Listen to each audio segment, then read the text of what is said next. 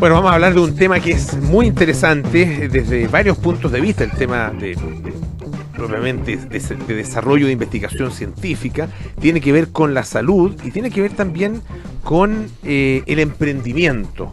Francisco Aravena, ¿qué tal?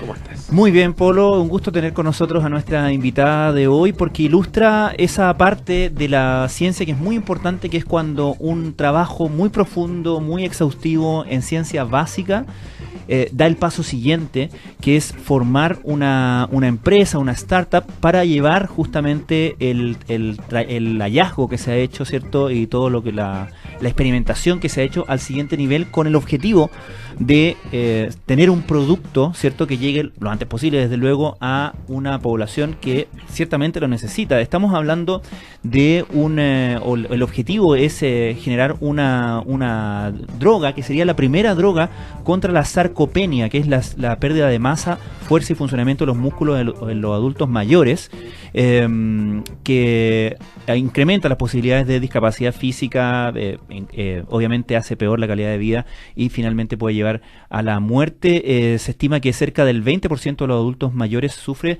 de sarcopenia, tanto en el mundo como en Chile, y por lo tanto uno puede ver la importancia de la investigación liderada por nuestra invitada de hoy. Ella es la doctora Mariana Casas, investigadora del programa de Fisiología y Biofísica del Instituto de Ciencias Biomédicas de la Universidad de Chile y directora de este proyecto. ¿Cómo está, doctora? Muchísimas gracias por visitarnos hoy. Muchas gracias a ustedes por la invitación. Hablemos primero, por favor, de el principio o la primera pregunta que ustedes comienzan sobre la que comienzan a investigar, y finalmente cuál es el hallazgo que les permite transitar hacia esta promesa de molécula, ¿no?, de droga.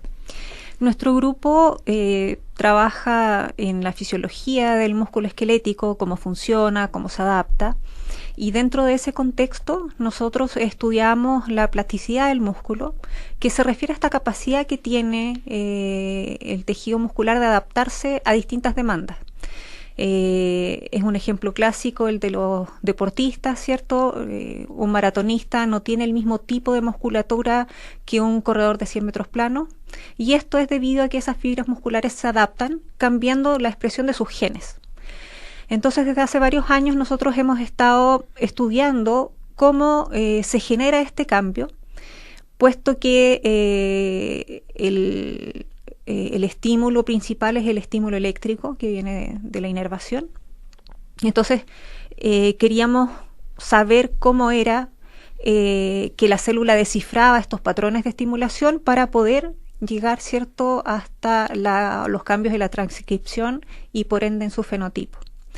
Y en este camino nos encontramos con una ruta que es bastante novedosa, en la que en la membrana de la célula se detectan los cambios de potencial y se activa una vía de señalización que pasa por varios pasos, se libera ATP, se une a otros receptores para finalmente desencadenar la transcripción de genes que dan paso a un tipo de fibra a otro.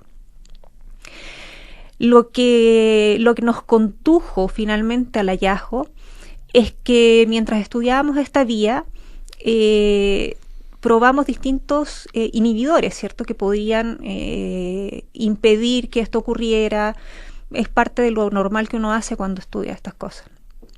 Y nos encontramos con un compuesto que es muy común, que es el nifedipino, un medicamento que existe hace muchísimo tiempo, pero que se usa como un agente para controlar la presión arterial, como muchas de las moléculas de la misma familia. Y esto porque actúa sobre este sensor de voltaje, que es el primer actor que mencioné. A partir de eso, nosotros empezamos una investigación y empezamos a diseñar una nueva molécula que pudiera también inhibir este proceso de liberación de ATP que nosotros observábamos.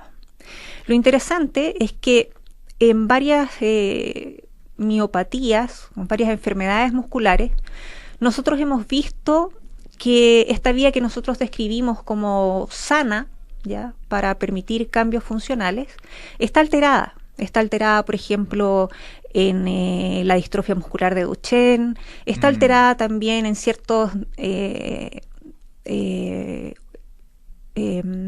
fibras musculares pertenecientes a gente obesa o ya con resistencia a la insulina. Y también está alterada en los músculos de personas de más edad. Entonces, dada la importancia del envejecimiento en la población y dado que la sarcopenia, que es lo que se genera, ¿cierto?, a partir de cierta edad, es una condición muy invalidante y muy costosa para la sociedad entera, nosotros decidimos investigar más en ese sentido, en cómo aplicar, digamos, esta nueva descubrimiento.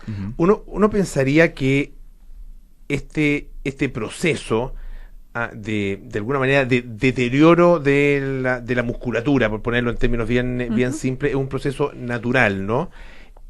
Pero la sarcopenia propiamente tal se expresa no en todas las personas mayores de 70 años, por ejemplo, sino que en un cierto porcentaje. ¿Por qué pasa eso?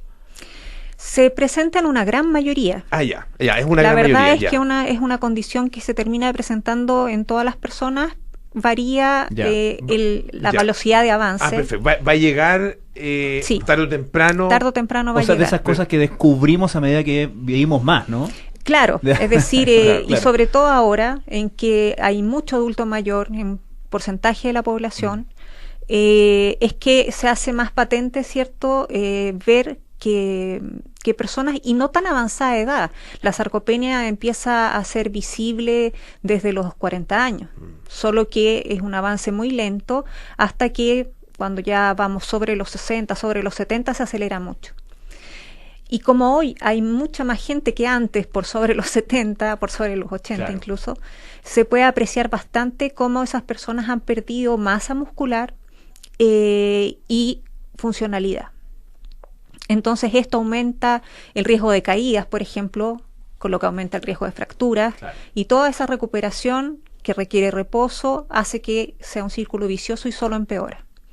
Entonces recuperar la función muscular en un adulto mayor es muy importante también por su autonomía.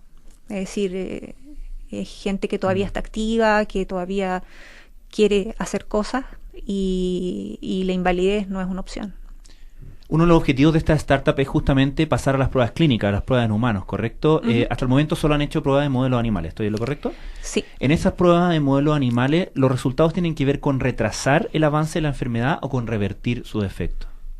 Lo que nosotros hemos visto hasta ahora en modelo animal es que la droga recupera función muscular en el modelo animal. ¿Estamos hablando de ratones, perdón? Ratones, sí. Recuperan fuerza comparado con sus controles, recuperan resistencia y la cantidad de veces que mejoran es bastante alta. No nos falta todavía determinar varias cosas en modelo animal antes de pensar en un ensayo clínico en humanos. Por ejemplo, estudios de toxicidad aguda, crónica, algunas cosas más químicas que tienen que ver con en qué se disuelve el compuesto, cuál será la mejor vía de administración, etcétera. Es un camino largo hasta llegar a un ensayo clínico. Y costoso, sí. Estamos conversando, les recuerdo, con la doctora Mariana Casas. Ella es investigadora del programa de Fisiología y Biofísica del Instituto de Ciencias Biomédicas de la Universidad de Chile. Lo decía Pancho al principio, esto tiene que ver al mismo tiempo con un emprendimiento, ¿no es cierto?, una startup. ¿Cuál es el camino que ha seguido esa startup, que es Miodynamis, y cuál es un poco la perspectiva, el camino que deberá seguir hacia adelante? Miodynamis surge luego del descubrimiento de la droga. La droga la desarrollamos en el marco de un proyecto FONDEF dentro de la universidad, y es ahí donde surge la propiedad intelectual. Luego de eso uno puede seguir por un camino de fondos públicos, ya siendo empresa o cierta parte de la universidad, Pero nosotros nos contactamos con gente de la Fundación Ciencia y Vida que nos recomendaron que formáramos una empresa, una startup, y con esa startup pudiéramos hacer una primera corrida de levantamiento de capital y así para poder ir avanzando en los objetivos. Así es que luego de este descubrimiento, nosotros estamos todavía en negociaciones con la universidad para la obtención de la licencia de la molécula para poder ya como Miodinamis poder trabajar y hacer los experimentos que nos van a conducir, ¿cierto?, hacia las pruebas clínicas. De esa manera surge como una salida, ¿cierto?, del mundo universitario hacia un mundo que ya tiene que ver con los negocios, con ciertas normativas que ya no se cumplen en la universidad. Y esto, la perspectiva futuro es, desarrollar, ¿no es cierto?, un medicamento para producirlo acá, por ejemplo, o se vende todo esto y lo produce un gran laboratorio internacional. ¿Cuál es un poco el camino que se sigue? O cualquiera de ellos. Cualquiera de ellos. Lo primero que uno trata de hacer es ir avanzando, ¿cierto?, en ciertos hitos que están bastante descritos en lo que es el desarrollo de un fármaco, de las cosas que hay que tener para ir avanzando. Entonces, el instante en que empieza la empresa a funcionar, tiene que, en primer lugar, ir llenando, ¿cierto?, esas casillas que son la seguridad, ¿cierto?, que son la sensibilidad del medicamento, etcétera. Analizar todos los órganos del cuerpo para evaluar si están bien. Claro. Entonces, hay muchas cosas de esas que la empresa tiene que hacer para ir teniendo un paquete tecnológico cada vez más sólido.